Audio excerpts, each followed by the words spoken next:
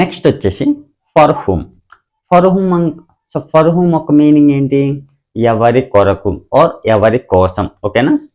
For example, నువ్వు ఎవరి కోసం వెయిట్ చేస్తున్నావు, నువ్వు ఎవరి కోసం ఇది తీసుకొచ్చావు, నువ్వు ఎవరి కోసం ఇలా బిహేవ్ చేస్తున్నావు. సో ఇలా మాట్లాడుతూ ఉంటాం కదా, ఎవరి కోసం. సో అలాంటి సిచ్యువేషన్లో మనం ఫర్ హూమ్ అనేది యూజ్ చేస్తాం.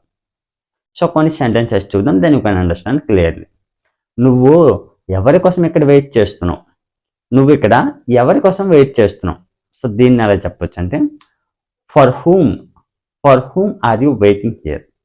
For whom are you waiting here అంటే నువ్వు ఎవరి కోసం ఇక్కడ వెయిట్ చేస్తున్నావు అని. ఆమె ఎవరి కోసం ఆ డబ్బులు తీసుకొచ్చింది, ఆమె ఎవరి కోసం ఈ డబ్బులు తీసుకొచ్చింది. For whom did she bring this money.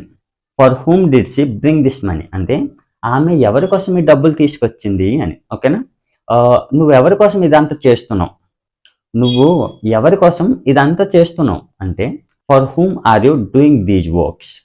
For whom are you doing these works అంటే నువ్వు ఎవరి కోసం ఈ వర్క్స్ అని చేస్తున్నావు అని. ఓకేనా? సో ఫర్ హూమ్ ఒక మీనింగ్ వచ్చేసి ఎవరి కోసం.